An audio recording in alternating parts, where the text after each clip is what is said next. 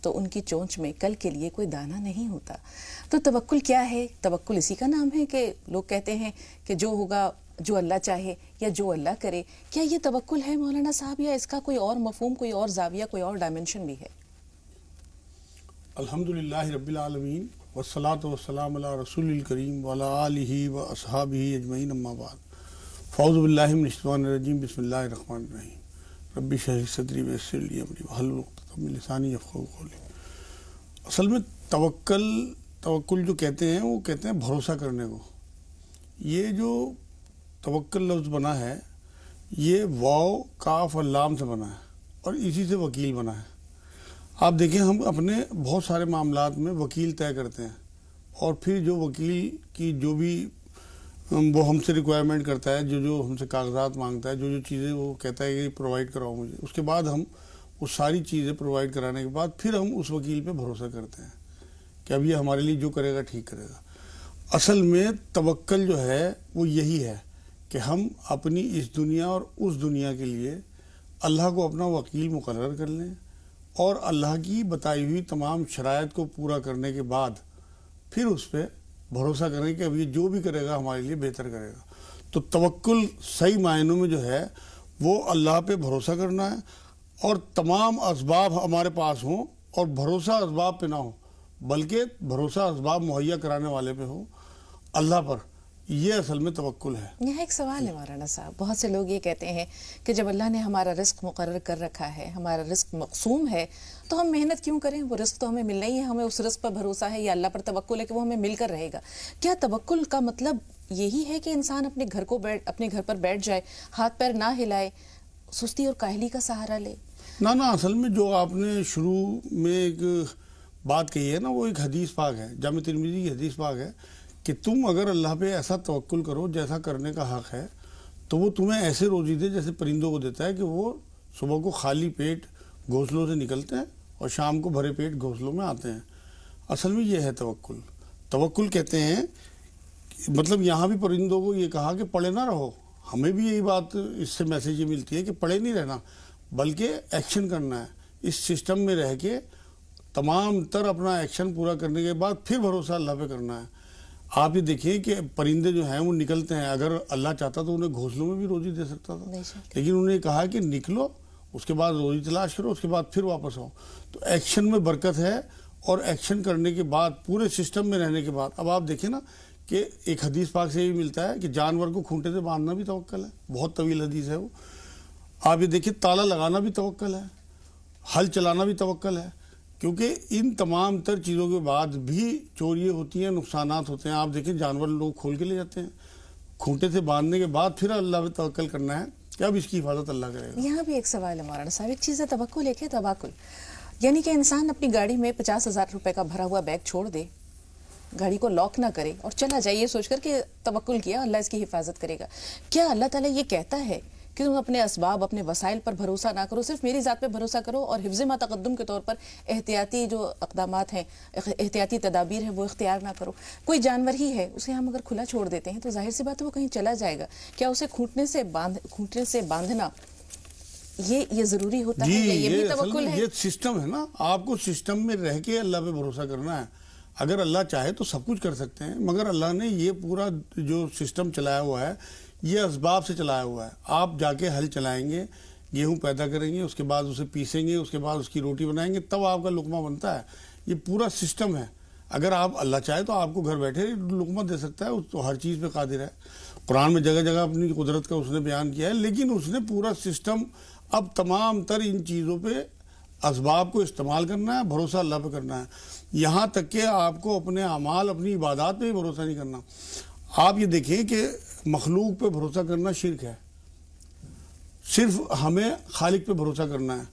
ہماری عبادات ہوں، ہمارے اعمال ہوں، تمام تر چیزیں جو بھی ہم ایکشن کرتے ہیں اپنی کمائی کے لیے یا اپنے بچوں کی پالنے کے لیے، وہ سب چیزیں جو ہیں یہ ایک ایکشن ہے، اعمال ہے. اور اعمال جو ہیں وہ ہماری مخلوق ہیں. جب اللہ کی مخلوق پہ بھروسہ کرنا شرک ہے تو ہم اپنی مخلوق پہ کیسے بھروسہ کر سکتے ہیں؟ ہمیں صرف اعمال کرنے ہیں، اس کے بعد بھروسہ اپنے اللہ پہ کرنا ہے. قرآن میں اللہ نے اپنے نبی کو یہ بات کہی ہے کہ سورہ نساء کی 159 نمبر آیت میں کہ اے نبی، تم جب صحابہ سے مشورہ کر لیا کرو اور ایک نتیجے پہ پہنچ جایا کرو، تب اس کے بعد پھر اللہ پہ بھروسہ کیا کرو۔ مطلب مشورہ بھی کرنا ہے، ایک نتیجے پہ پہنچنا بھی ہے، اپنا ارادہ ہی پختہ کرنا ہے، اور اس کے بعد پھر اللہ پہ بھروسہ کرنا ہے۔ مطلب سسٹم میں رہ کے اللہ پہ توکل کرنا، بھروسہ کرنا ہے۔ تو میں نے آپ کو بتا دیا کہ یہ سب چیزیں، کھوٹے سے باندھنا جانور کو، ہل چلانا، یہ سب چیزیں جو ہیں توکل میں آتی ہیں۔ تالے لگانا اپنے گھر میں، تالے بھی ٹوٹ جاتے ہیں، اس کے بعد بھروسہ کرنا اللہ پہ، وہ ہے سلمان۔ ایمان، یقین، قسمت اور قناعت، ان سب کا آپس میں کیا رشتہ ہے مولانا صاحب؟ اصل میں یہ ساری چیزیں ملی ہوئی ہیں، یہ ایمان سے متعلق ہے۔ اگر آپ کا توکل، بھروسہ صحیح ہے، ایمان آپ کا صحیح ہے، تو آپ کو حد درجے کی محبت اللہ سے ہوگی، آپ کی ٹاپ پرائرٹی اللہ ہوگا۔ لوگ اللہ اکبر کا مینی جو ترجمہ کرتے ہیں وہ یہ کرتے ہیں اللہ سب سے بڑا ہے، بلکہ ہماری زندگیوں میں صرف ایک مینی ہونا چاہیے اللہ کے، کہ بس اللہ بڑا ہے، کوئی اور بڑا ہو ہی نہیں سکتا۔ تو جب آپ کی زندگی میں بس اللہ بڑا ہوگا اور کوئی بڑا ہوگا ہی نہیں، تو یہ ساری چیزیں جو آپ گنوا رہی ہیں وہ انشاءاللہ ایمان کا حصہ بن جائیں گی۔ ایمان جتنا مضبوط ہوگا، یقین جتنا کامل ہوگا، اتنا ہی انسان کو اپنی قسمت پر بھی بھروسہ ہوگا، اور اتنا ہی زیادہ وہ اس کو اللہ کی ذات پر جو ہے توکل پر بھی بھروسہ ہوگا، اور یقینی طور پر ایسے میں اسے جو ملے گا تو اس پر وہ قناعت بھی کرے گا، اس میں حرص و ہوس نہیں ہوگا۔ ہم پھر توکل کی جانب آ رہے ہیں مولانا صاحب۔ ایک انسان اپنی روزی روٹی کے لیے نکلتا ہے، اس میں توکل اور قسمت، ان دونوں پر بھروسہ کتنا ضروری ہوتا ہے؟ ریشیو کیا ہونا چاہیے، تناسب کیا ہونا چاہیے؟ توکل، اور اصل میں مسئلہ یہ ہے کہ مین چیز جو ہے وہ توکل ہے، لیکن میں نے آپ کو بتایا اسباب کے ساتھ۔ آپ بنا ایکشن کے گھر پڑے رہیں گے اور یہ چاہیں گے کہ مجھے گھر پڑے ہوئے سب کچھ مل جائے گا، یہ میرا توکل ہے، توکل نہیں ہے۔ آپ کو گاڑی میں اگر 50,000 کا بیگ چھوڑنا ہے تو آپ کو تالا بھی لگانا ہے۔ یہی سنت ہے حضور اکرم صلی اللہ علیہ وسلم کی، کہ پہلے کھوٹے سے باندھو اور اس کے بعد پھر اللہ پہ بھروسہ کرو۔ اصل میں بات یہ ہے نا کہ ہماری اگر ایمان صحیح ہوگا، اگر ہمارا اللہ پہ پورا بھروسہ ہوگا، یہ یقین ہو کہ جو کچھ ہمیں دیا ہے وہ اللہ نے دیا ہے، ہم اسی کو ڈیزرو کرتے تھے۔ اگر ہم اس سے زیادہ ڈیزرو کرتے تو وہ مل جاتا، تو جو ہمیں ملا ہے اسے ہی ہم ڈیزرو کرتے تھے۔ دوسری بات یہ ہے کہ ہماری اپنی ذاتی کائنات میں جتنا اللہ کا حصہ ہوگا، اللہ ہی کائنات میں اتنا ہی حصہ ہمارا ہوگا۔ تو اپنے بھروسے کو، اپنے ایمان کو، اپنے توکل کو اتنا قوی کرنا ہے۔ میں آپ کو ایک واقعہ سناتا ہوں، بخاری اور مسلم دونوں میں ہے، آپ نے سنا بھی ہوگا، بہت مشہور واقعہ ہے۔ جب حضور اکرم صلی اللہ علیہ وسلم ہجرت کے لیے نکلے ہیں تو غار سور میں پناہ لی، تو یہ جو تھے کافر مشرک مکے کے، یہ ڈھونڈتے ہوئے انہیں پیچھے پیچھے نکلے، بالکل غار سور کی ایک کنارے پہ آگے کھڑے ہو گئے، یہاں تک کہ ان کے قدم بھی دکھ رہے تھے۔ ابوبکر صدیق رضی اللہ تعالیٰ عنہ، اپنی فکر نہیں تھی انہیں، حضور اکرم صلی اللہ علیہ وسلم کی فکر تھی۔ تو اس ٹائم انہوں نے کہا کہ حضور اگر یہ اپنے قدموں کی طرف دیکھ لیں مشرک تو یہ ان کی نظر ہم پہ پڑ جائے گی۔ تو حضور اکرم صلی اللہ علیہ وسلم قربان جائیں ان کے توکل پہ، کیا جواب دیا کہ ابوبکر ان دو شخصوں کے بارے میں تیرا کیا گمان ہے جن کے ساتھ تیسرا اللہ ہو؟ اب آپ دیکھیے، یہ ہے اصل میں توکل، کہ آپ کے ساتھ ہر وقت اللہ گمان میں رہے۔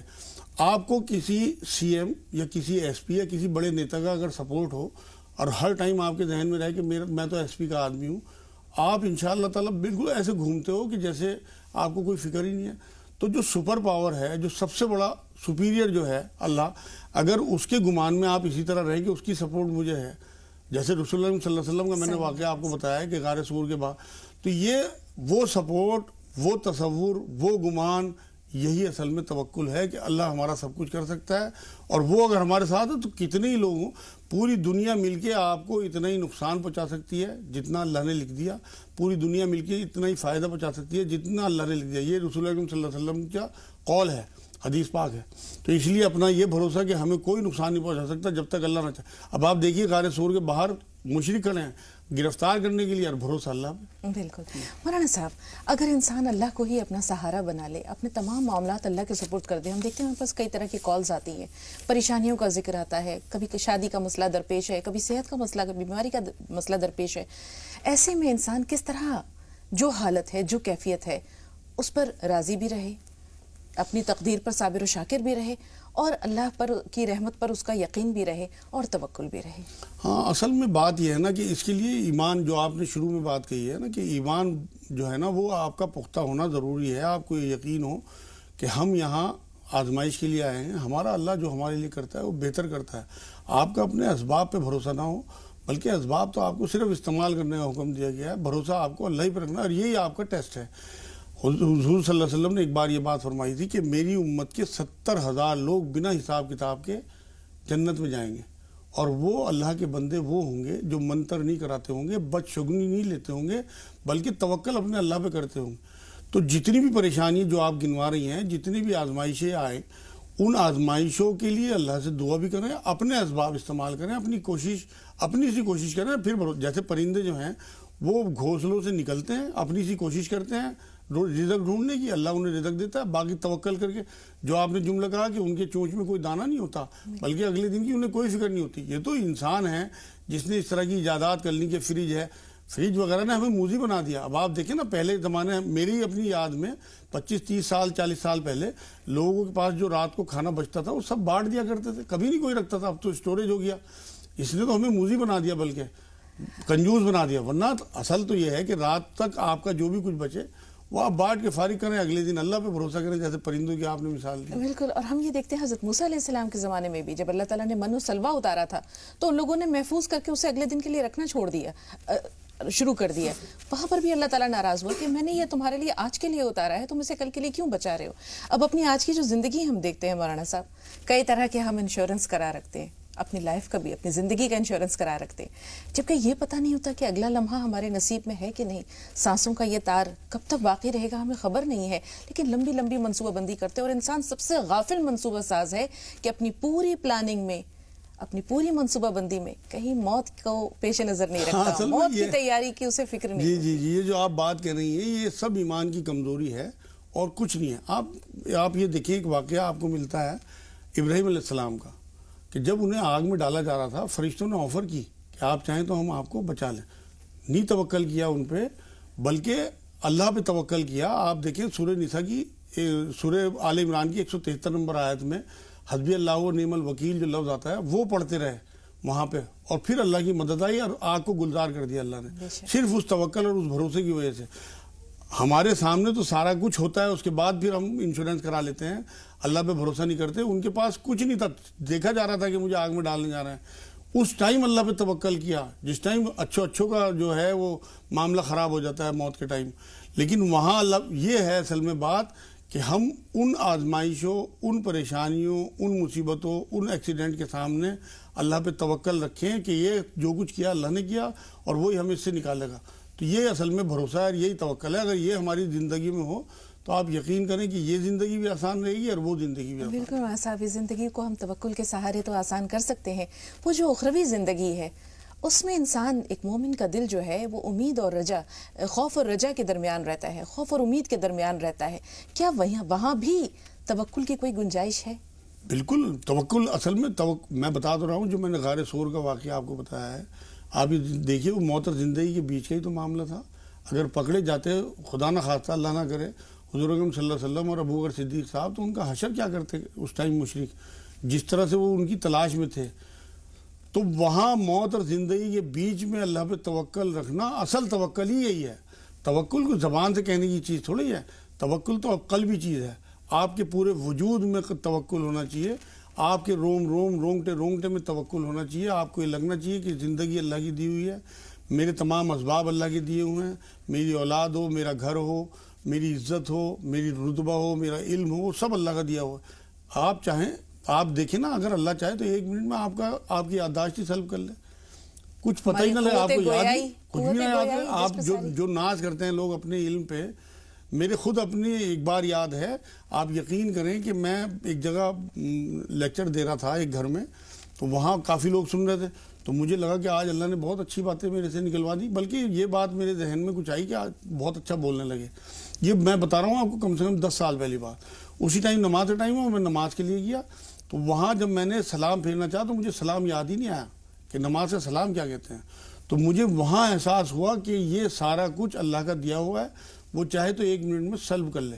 یہ جتنا علم ہے، جتنا بولنا ہے، جتنی بات چیت ہے، یہ سب اللہ کی نعمت ہے، اسی کا یاد دلانا، اسی کی باتیں دماغ میں ڈالنا۔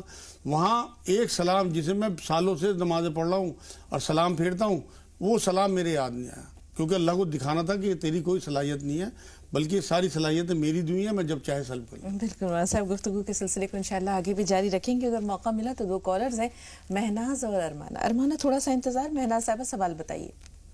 السلام علیکم۔ وعلیکم السلام ورحمۃ اللہ وبرکاتہ۔ جی بہن، دیدی میں آپ کی اتنی بڑی